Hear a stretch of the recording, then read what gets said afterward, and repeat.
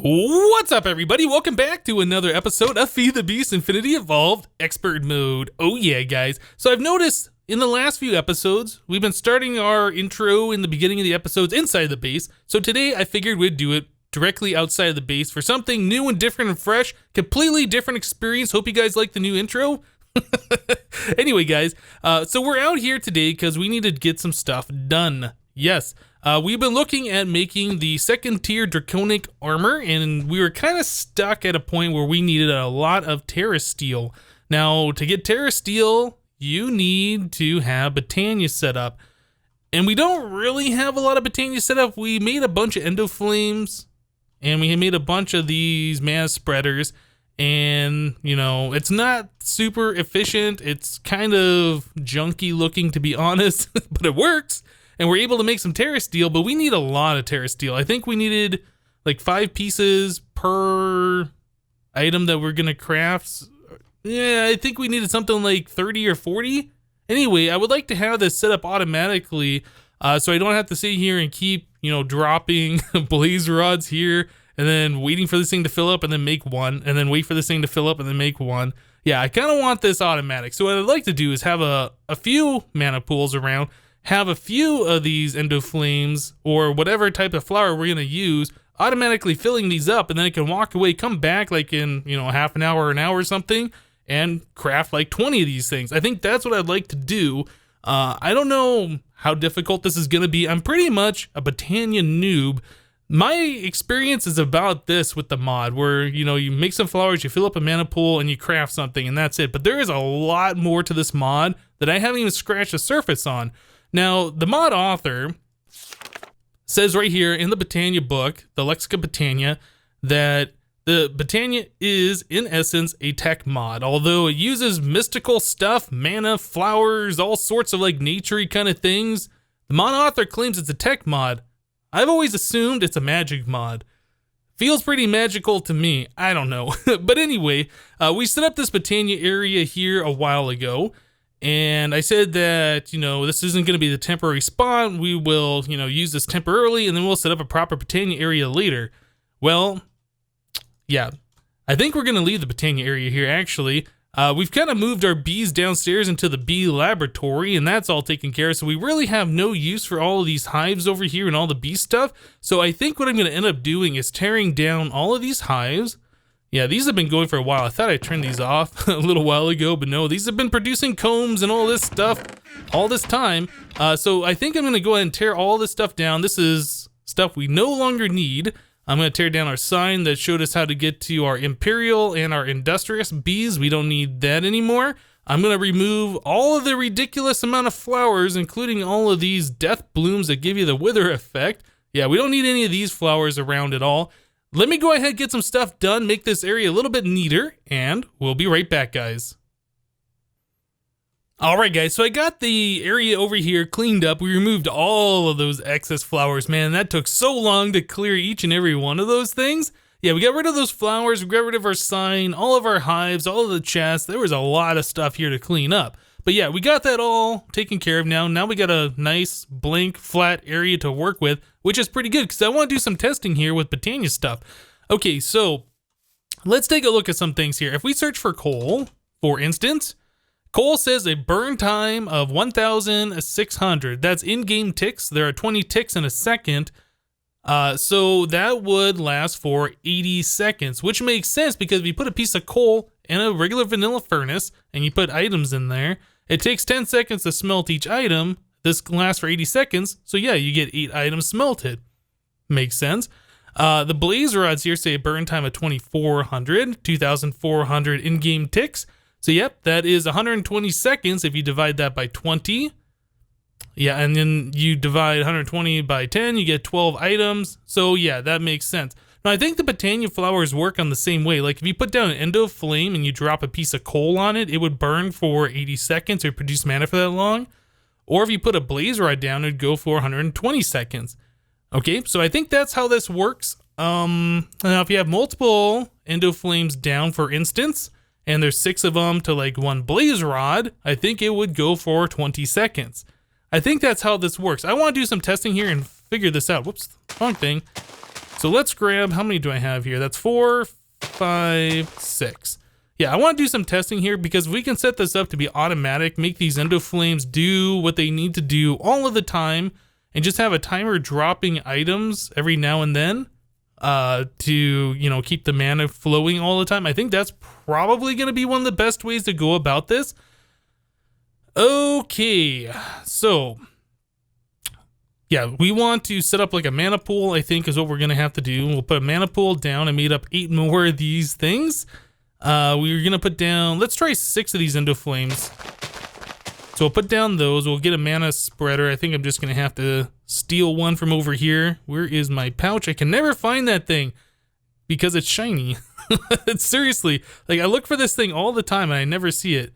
And there's my axe. We'll just take this guy. Okay, cool. So let us set up this mana spreader. I'm going to set it up differently. I'm going to set it up right like this. So it's like directly above the mana pool. And then we will bind you to you. Cool. And I think we have to bind each and every one of these flowers to this mana spreader. Okay, so there's all 6 of these endo flames bound to this mana spreader. The mana spreader is bound to this mana pool. So if we drop a blaze rod here, let's just make sure things are going to work. Is my magnet off? It is. Okay. Blaze rod there. These things should suck that up. Yep. They suck it up and they start doing stuff. Looks like all 6 of these are in fact lit and they are producing mana. Cool. So I do want to do this test one more time and make sure that everything is going like it should be. So if we put a timer here, let's set this to a 20-second interval. All right, and then we'll stick a dropper.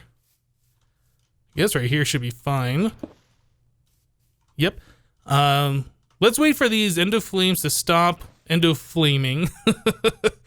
It should be any second now, actually. It's been about 20 seconds, right? Okay, guys, so I was getting kind of confused here. Things were appearing to happen that didn't make sense.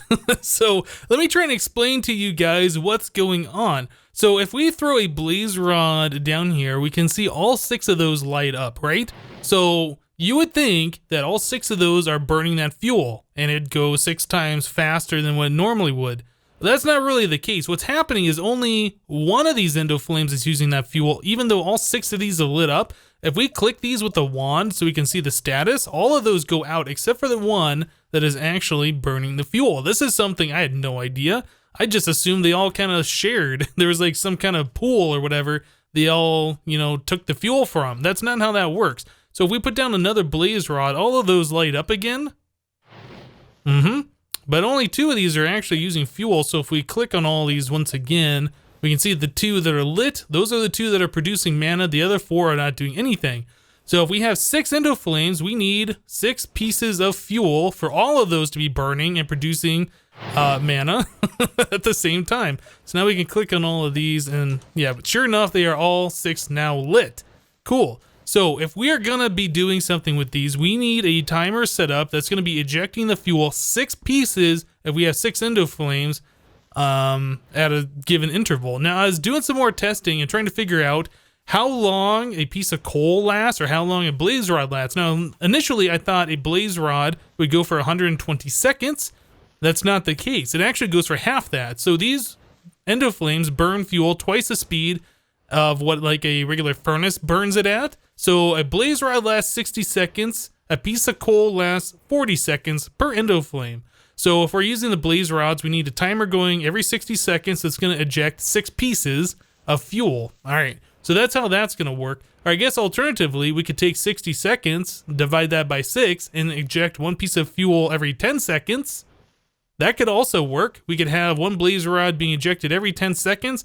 So when we first start this up, only 1's going to go, and then 2, then 3, then 4, then 5. And by the time we get back to this one will burn out and it'll be ready to use fuel again. So we could do that. I mean, that's definitely another possibility. Then we don't have to worry about ejecting 6 at a time. So if we put that there, and we let this go every 10 seconds, that fuel should be used every single time the timer ticks.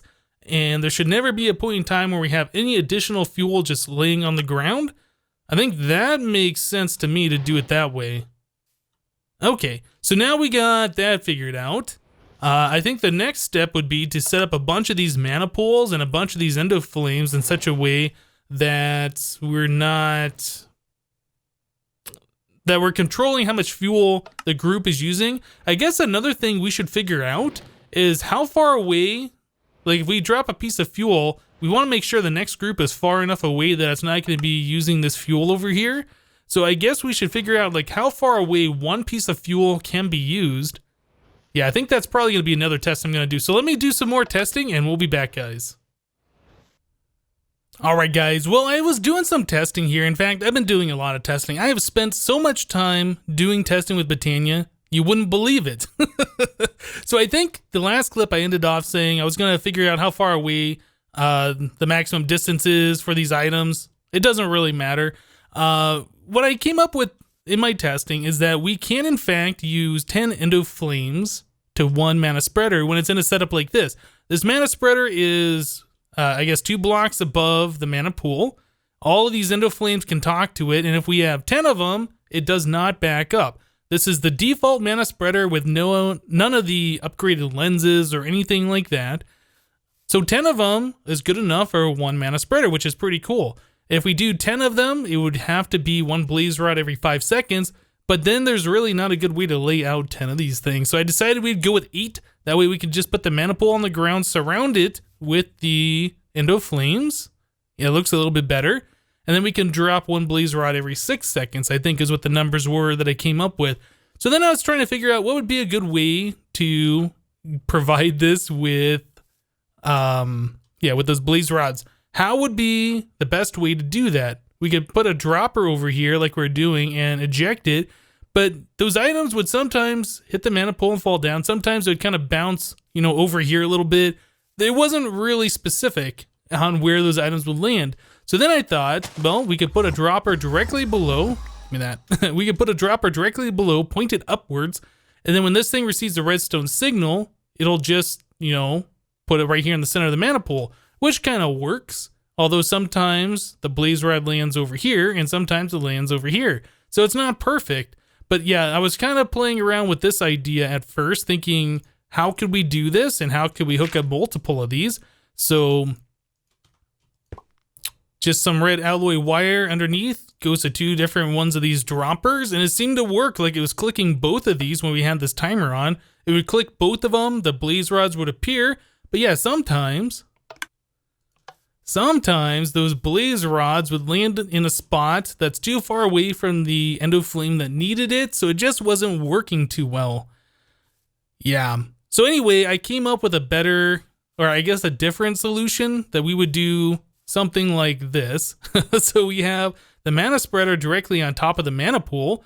We'd have an airspace, and then we'd put a dropper above that airspace. So this thing would drop an item straight down on top of the mana spreader. The pieces of glass would make sure it wouldn't bounce anywhere. It'd always stay here. Yeah, and all 8 of these different endoflames can reach that blaze rod, no problem. So that's cool. Now, I was also thinking about if we have a timer and we're dropping these items every 6 seconds, if this mana pool fills up, we're just going to be creating stacks of items that will despawn over time. Like if we don't log into the server for a week or I don't know, whatever. We don't use Botania for a month. Yeah, we're just going to be wasting items over time, and that's just not good. So I was thinking about how can we automate this so we can shut off the timer. Well, the first thing I thought of is that we could use computer craft. So I made myself a computer. I stuck it next to the mana pool. Go into Lua. If I put my fingers on the right keys, go into Lua here, and then we can do peripheral dot wrap back. And now normally when you do this command, if it can talk to an item behind it, you'll see like a table. It'll say table with some numbers after it. It doesn't do that. We can even do that equals nil. Yeah, and it says true. So that, it can't talk to the item behind it, basically. It doesn't know how to talk to that. Like if we were to do that same thing up here to this mana spreader. Yeah, we get a table back. So we can talk to them. We can see some different commands or whatever. But that's not really going to help us. I was trying to see maybe like if the mana spreader internal buffer gets full, we could do something. But no, there really doesn't appear to be a good way to talk to this through computer craft. So the next thing I thought about would be, let's use maybe a redstone comparator, just vanilla redstone comparator. And sure enough, that does output a redstone signal. So if we put redstone dust here, we can see that's a power level of 5. 5 out of 15. 15 is the highest level. 0 is the lowest level, right, of a redstone. So that means that this mana pool should be about 1/3 full. So if we click it with the wand, we can see it's about 1/3 full. If we move this one over here. Give me that. Give me that. We can also see that's a different redstone level that this is outputting. So this is a power of 1. So that's like 1/15 of the way full. Well, between 0 and 1/15, I guess, would be the most accurate way of saying that. So anyway, these things can be read through a comparator. When they're completely full, they'll output a redstone signal of 15. All right, well, let's quickly go over how comparators work so you guys know how this thing is going to be set up. So a comparator, when it is just powered from the back, it outputs the same signal to the front. So behind here, we have a power of 9. That's coming, whoops, wow, that's coming from this lever right here. Yeah, it starts off at 15. It goes down 1 every block, and over here it's at a 9. So in the back we get a 9, in the front we have a 9. It's just like a repeater, essentially. But what makes comparators cool is you can input a value to the side. In this case, we're going to put it on the positive side. Yeah, so this outputs a level 15 into the side of this comparator. And this will only output a signal if it gets a level 15 from the back. So since this is 9, we don't get a redstone signal, right? So if we were to power this right here from this lever, this turns to a 15. So we have 15 in the back, 15 to the side, so then it outputs the 15. Cool. So if we have this set on the mana pool and we have a lever next to this comparator, yeah, we can definitely get a redstone signal when that thing completely fills up according to the comparator. So I kind of set up a crazy mock-up of what I think I want to do for this. So yeah, this would be ground level. We'd have our endo flames here, our mana pool, our mana spreader, our dropper, and then the blocks that contain the blaze rods, and then we have some redstone action going on. So the way I want this set up, or the way I'm thinking about it, is we would have like blocks like this. This would lead over to another dropper, and we'd have another one of these things set over here. We would have redstone signals going between them. Something like this. And then we'd be on a timer. So that timer would tick. This redstone would pulse, which would send a redstone signal to these droppers, and it would drop an item. All right. So down below here, we got some other stuff happening. On the very bottom of our mana pool, I have a comparator. And this comparator is pointing downwards. It's going to be pointing downwards into a dirt block or whatever we have below. I might change it to stone or something. But anyway, this block right here is getting the signal from that comparator. So when that outputs a redstone signal, it will power this block, which powers this redstone repeater, which will power this block and then send the redstone signal all the way up here through this redstone conduit into this redstone dust and power this dropper, essentially locking it so it can't receive any more redstone signals. Okay, so that's the idea. It's kind of like a crazy thing. So for instance, like if we were to power this redstone, we can see that it will drop an item. Well, it goes into my magnet. Let's turn that off. So yeah, if we power the signal, it powers the dropper, drops the item, the endo flames get it. Now, if we were to depower this, so the comparator will always output a redstone signal. It'll output one item, essentially locking the dropper. Yeah, we turned off the level 15 requirement of that comparator. So now it's always outputting a signal. It's outputting a level 1, which this repeater turns into the full powered strength 1. So anyway, up here we have our full powered redstone. And then that dropper is locked. So if we were to provide a redstone signal the same way we did before, it doesn't output. Cool. So as soon as this mana pool fills up, this redstone turns on, locks the dropper, and it won't send any more items. All right, so that's the idea I was thinking, and these are kind of like a modular unit. We can, build them every so often. Probably we could put 3 blocks of space between them and have another one. Now, like I said before, there's ways that you can link these mana pools using sparks and all this stuff, but this is more advanced than what I have done before. I've never linked mana pools. The only thing I've ever done before is use a spark over here for our Terrasteel crafting, which I thought was the coolest thing ever. But anyway, what I need to do is hook up a few of these things, get this timer going. We'll probably use a different redstone besides this vanilla dust, something that doesn't lose signal strength over time. Yeah, we'll probably use something else to power these with the timer. But yeah, let me go ahead and get a few of these things set up, and we'll be back, guys. All right, guys, so here we go. This is kind of what I'm thinking. I don't know if this is going to be the permanent setup, but we could definitely use this kind of a structure. Well, I guess we could use this layout and build a structure around it. I don't know. I don't know if we're going to leave it like this or not. But yeah, that is multiple of these things turned around, obviously, and then put every like 5 blocks. I think there's 5 blocks of space. 1, 2, 3, 4, 5. Yeah, the 5 blocks of space between each manapool. So I guess each manapool is like 6 blocks apart. 1, 2, 3, 4, 5, 6. Yep. So anyway, that's the way we got this going. So we have each one of these will individually turn off the dropper for that manapool if it gets full. And then this conduit right here that's kind of like in this big U shape, this will provide the redstone signal from the timer to send the blaze rods if they are not full. All right, so I haven't tried this yet. I don't know if this is going to work. I just made some conduit facades so we can fill in this hole down here. Yeah, okay, good. It does assume the exact color. I wasn't sure if it would or would not. But yeah, that'll just make things look a little bit nicer. We won't have a hole, and I guess we won't accidentally drop things down there. There we go. Cool. So yep, that's what we're looking like. It looks a little bit better anyway like that. So let's turn this thing on. This is set to a 6-second interval with 8 endo flames around each one. And I did fill up all those droppers, I think, except for that very last one over here.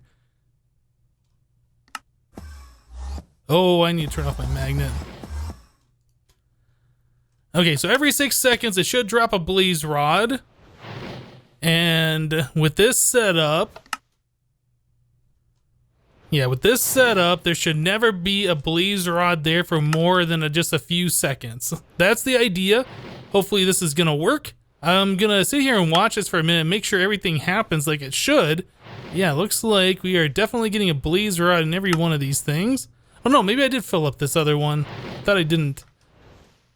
Very cool. Yeah, I think the next thing I'm gonna have to do is just make sure when these things fill up that they do in fact turn off. Otherwise, you know, a lot of the stuff we just did here was kind of pointless. But yeah, let me go ahead and wait for a moment. Let's see what happens, and we'll be back, guys. I honestly thought that these things would never fill up. This took so long. Oh my goodness, guys.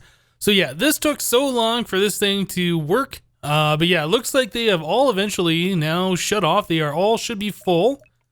Yep, so the comparator is outputting that signal, which is powering this thing and powering these droppers, so they will no longer... You know what? I did a strong signal. Maybe that shouldn't be a strong signal. Yeah, because what that's going to do, that's going to keep this line powered, and if all of these are not... Yeah, I made a mistake here. Let's go ahead and turn that strong signal off, but what I did do is change this last piece right here to the insulated redstone conduit instead of having the stone brick with the redstone dust on there.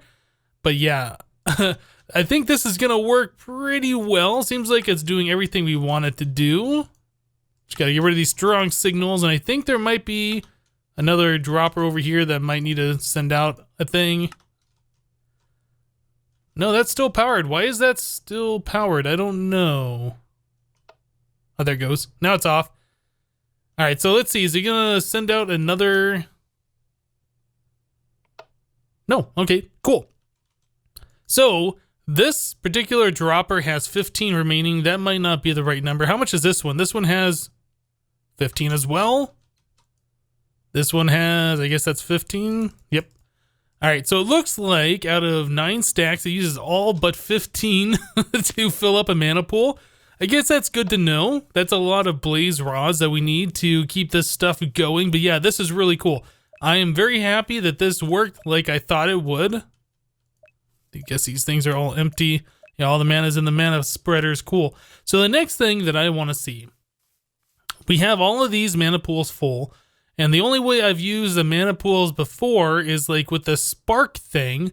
So I want to see if we can move this this plate thingy over here with putting some sparks on these, and if that's gonna work. I think I was gonna put it right here and then it'd draw from these 4, but I did some research online about those sparks, and it says that it can pull from 15 blocks away. So I think if we were to set it right here, which would be the center, if we were to mirror this, which we might end up doing, I think we put the plate here.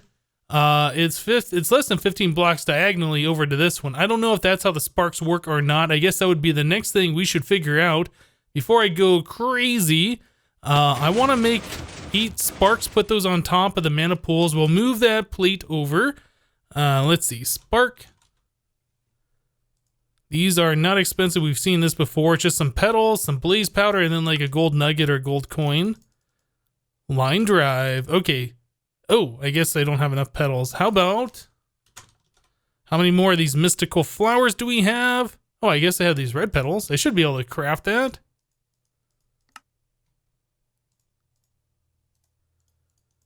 There we go. All right, so there is 8 sparks. Millington, I don't know. I guess it doesn't really matter. These things are rather inexpensive, to be honest. I'll just make some extra ones. Okay, so if we can combine all of those mana pools to work with this plate, that is going to be amazing. Let's go ahead and just place a spark in each one of these things.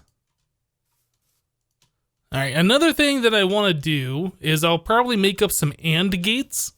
So what that's going to do is if this line is red, if this signal is turned on, it'll compare it with this one. So if both of those are turned on, it'll compare it with this one. And basically, if all of these are turned on, it'll send a redstone signal over here and turn off this timer. So the timer will stop when everything is full. Obviously, I'll have that connected over to this side as well. But yeah, I think that's something else we will do and have the timer so it automatically turns off. And then when one of these isn't full anymore, like if we're pulling mana out of one, yeah, that'll turn the timer back on and it'll start the dropper process over again. I think that's what we want to do. Can't remember how many of these I put sparks on already. Looks like those already have sparks. Spark, spark. Do you have a spark? You need a spark, I think. Can't tell. Some of these, they're like floating above, and some of them, they like float down. And I think they're on everything. Okay, cool. So now we just need to take this thing over. Hopefully this will work like I think it will. We will remove that block right there. We're going to inset this in the ground this time. So we'll do that, this one of those, and one of these. Then we need the lapis blocks. Cool. Let's get the plate. We'll put the plate right there. And then finally we'll put a spark on top. All right, so I don't know if that's going to connect to all of those. I really, really hope it does. I guess we'll find out. All right, so now we can go ahead and grab some mana stuff. Let's grab mana pearls. I guess I need to make up more mana steel and the mana diamonds. Cool. All right. So now the moment of truth. Let's do 1, 1, 1. Oh man, it sounds like stuff's happening here. Oh, okay. Okay, so let's do 1, 2, 3, 1, 2, 3, 1, 2, 3. I can't tell if that's drawing stuff. Maybe you can only do one at a time, actually. I've never tried doing multiple. All right, so let's try one at a time.